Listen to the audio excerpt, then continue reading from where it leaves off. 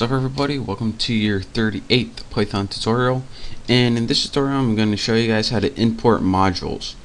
Now before I tell you guys even what that means, when you're working in IDLE, like right here, anytime you quit IDLE, all of your variables and functions that you made in IDLE get lost. So it would also be useful, instead of just losing all your variables and functions, to save them. And it's also useful in case you write a function and you want to use it in a lot of programs and you don't want to have to rewrite it a bunch of times. You can make something called a module, and it will save all your variables and functions for you, and you can just import it anytime you're using another program or IDLE such as this. So to do this, go ahead and in your IDLE, go ahead and put File, New Window, and this new window is going to pop up right here. Now in this window we're going to create some modules, and these modules are going to hold things that we want to keep, but you need to do this a specific way, so pay attention.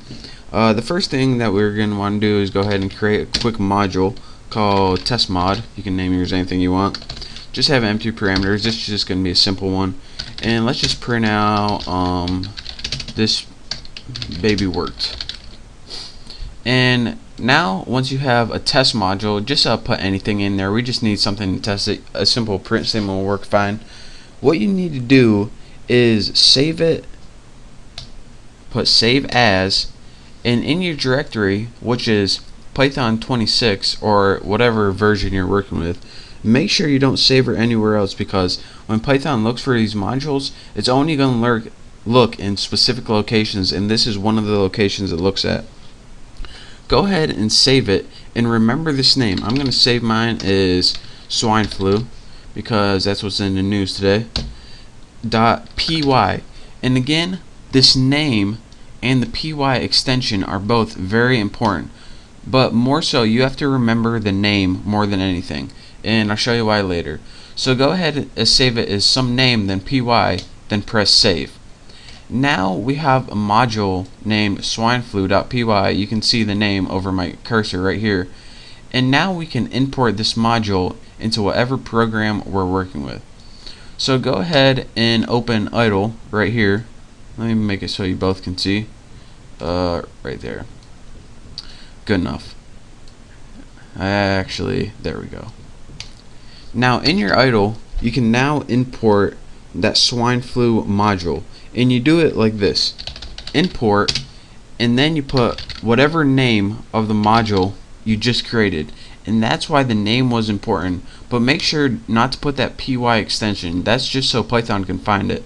So go ahead and import whatever the name of the file, and again, the file name is the py. Actually, the module name is actually the file name minus the py, so that's how you can remember it. Now go ahead and press enter, and you just imported all of your modules in your swine flu file. Now let's go ahead and see if it worked. Now once you want to call a module, you need an object to call, and the object is actually the name of whatever the file you imported. So instead of having to create an object and set it equal to your modules, all you have to do is write the name of the file, which was swine flu, and then write whatever module you want to call. So mine was named, what was mine named actually? Test mod. So you put swine flu test mod, I almost forgot it already, and go ahead and press enter, and that's how you use, or more so however you store modules in an outside file, and you can just import them and call them whenever you want. And as you can see, if you made like a bunch of functions and variables and you want to use it over and over again, it'll be a pain in the butt to just keep typing it over and over again in every program you wrote. So this is how you can import different modules and how to create it from a file. Now one last thing I want to stress: once you import swine flu one time, you can't import it again, since, well, it would just be stupid and it would just confuse Python. So let me show you guys something. Say we find out we wanted this to actually say this baby is fat or something. So what we would do is go ahead, and you would think that what you would do is go ahead, this baby is fat. Now go ahead and press save. We save this module. Now once we imported it again, import swine flu, and then go ahead swine flu dot test mod. It still says this baby worked. That's because you can only import your module one time. Now if you wanted this to actually show up that this baby is fat like it was before, what you would need to do is close this all together, go open up a new IDLE,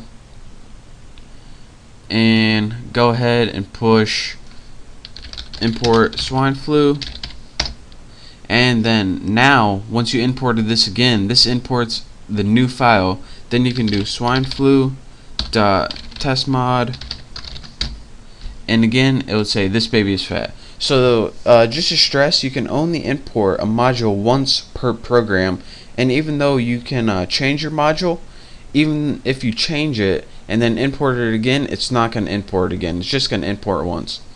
So that's your quick tutorial on how to import modules. And again, this is useful if you write a bunch of functions and a bunch of variables that you want to save somewhere else but you want to use over and over again. So practice doing that, and make sure that you use the py extension, and make sure you save it where it tells you to save it, or else it's not going to be able to find it. So in the next tutorial I'm going to be going over other things that you can do with imported modules, and also be clearing up this a little bit more so you understand a little better. But for now, thank you guys for watching. I hope to see you next tutorial. Don't forget to subscribe, and I will see you next time.